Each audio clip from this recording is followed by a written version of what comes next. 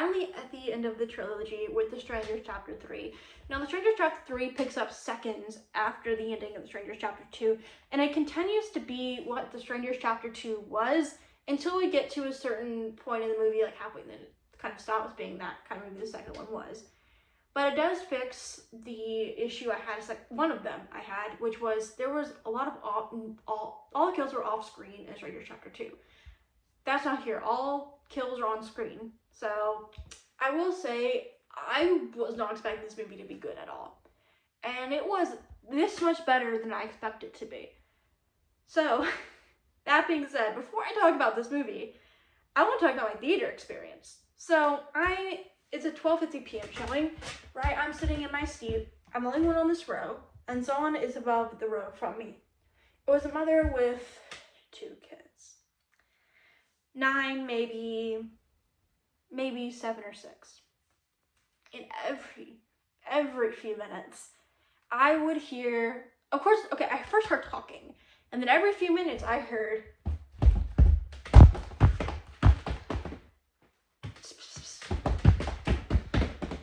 you have to pay, what how to pay? Up and down the row, every few minutes while I'm watching this movie. Keep in mind, this is right after I saw Go See Whistle with this, and I tell you, that movie was so loud, I had to wear earplugs because it was so loud. I had to put my earbuds in and I could hear better. And that hopefully, that's not everyone's experience, but suffice to say, I did not have good theater experiences that day. And that is partly why I had a worse time in this movie than I normally would. So let's talk about The Strangers Chapter 3 finally, while remembering those kids in theater. Starting out with the pros, because I try to give pros when I can. Madeline as Maya, she does fine. What she's given, she's fine. There, I think the kills are fine too. There we go. Let's talk about the negatives. Now, this movie becomes a chase and mouse scene for a little bit till we get to a certain building, and we get to reveal some part of who's involved. And to no surprise, the person who leaves, of course, was going to be them. And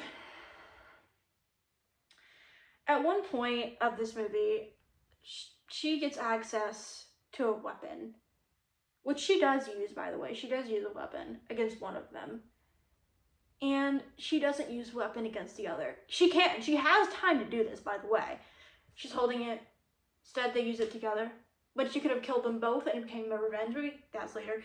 But that's what I was so disappointed they didn't do that. I'm like, it's going to be a revenge movie with Maya going after the town for doing that to them, because I love that. But they did not do that. Or reverse, he finds and he tries to go after her. Secondly, there is of course things. This has things I didn't like about the first and the second one. The first one had a long chase sequence and little things like that. And the stupidness. Then the first one of just bad and stupid choices and little things like that. Combination of both. You actually get an almost replica scene from The Strangers Chapter 1 when the sister comes to town in the diner. Almost replica of that scene. I think it is probably exact replica of everyone sitting exactly where they were. I could have done a placement there. You also get her crashing car immediately as she gets one. Yeah, I didn't like that. Did not like that cliche. I also wasn't a fan of, I don't know why it took me this long to figure it out, but in Pray at Night, there were some strangers killed. And I had to look this up because I wasn't sure. The Strangers Pray at Night predate The Strangers Chapter 3. So, no, first of all, 2 things. Someone has survived the strangers before. And one of them should have already been dead because of the predating of The Strangers Pray at Night. So, that wasn't kept up. It took me till Strangers Chapter 3 to realize that. That's in there. They make a choice with a certain thing at the end where they reveal something. And it undermines the whole point of the franchise.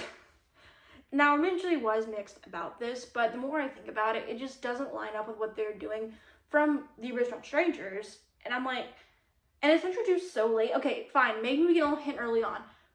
But it just kind of felt random. I'm just like, this is what you're telling us? Why? Also, the one character keeping their bag over their head when you know who they are. I mean, why would you do that? I mean, that's kind of weird. But it's just not good, and that's all I can say. Let's talk about the spoilers. Now let's talk about the religious part. Unless I got this wrong, there was religion kind of as an answer to what happened. Now we do get flashbacks of kind of when they were younger. I wish we got to see when they actually started wearing masks. That would have been cool. We do see how the other stranger is introduced, so that's, you know, I didn't entirely hate that aspect when we got introduced to the other. Did we need to know that?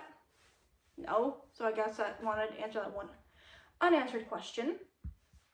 I also want to think that, if I'm being so honest, the religion part, I'm not the biggest fan of the strangers, and having that kind of like as an being answer to it, oh my god, it undermines the entirety point of the franchise, which was because you were home was the entire reason that they were going after them, which was so, I don't know how you mess it up. And Tamara's actually dead. Now, when I was talking about the Strangers Chapter 2 review, I said, I predicted, because I predicted on Strangers Chapter 1, and I was actually partially right, almost exactly right, what Strangers Chapter 2 would be, and I guessed they would be going after Tamara. Well, Tamara's actually dead. We see a flashback of the murder trial, and the sheriff is his father covering it up. That's something that's not terrible, but very predictable. So, that being said, and then Maya, oh my god, not only does she get access to a car once, she leaves, okay? And when is she leaving? She looks back at her sister, and then she realizes, wants revenge. And girl, at that point, I don't even know. I feel like that would have been so much better if they cut it, like, right when she has the weapon when they're in the hotel room, try to get her to act like them, and she murders the other girl. The other girl's already dead. So she kills him, and she was on a revenge spree against the sheriff, because at that point she finds out he's part of it, and everyone that she think kind of knows is involved. Would have liked that movie significantly more. Easily would have the best of the three. Or she does that. He goes to the room, finds her dead, and he vows to go after her, and he wears a back head as revenge to her son. It's kind of their game, and I would have liked that more too. But we did not get that, and she takes so long to get to that point, and I'm like, girl, you could have heard that point up. And in the beginning, I'm literally crashes the first time she gets a car. I'm like, of course. Just keep her there longer. Just get kidnapped. It's just not great, and it's bad. I hope this is the ending we get. I don't think they can continue this anymore. You lost the plot of what the first one was supposed to be now. So this is not a great movie. I was expecting it to be a little bit better, but it's not great. Do I think it'll make my top 10 worst of the year? Previously, like, my Stranger Chapter 1 made the worst of 2024. Stranger Chapter 2 made the worst of 2025. Actually, it may not land the worst, but it will land at the bottom 10 of this year for sure. But will it make the worst of the year? Honestly, that's for strong debate against Night Patrol. But we'll see at the end of the year.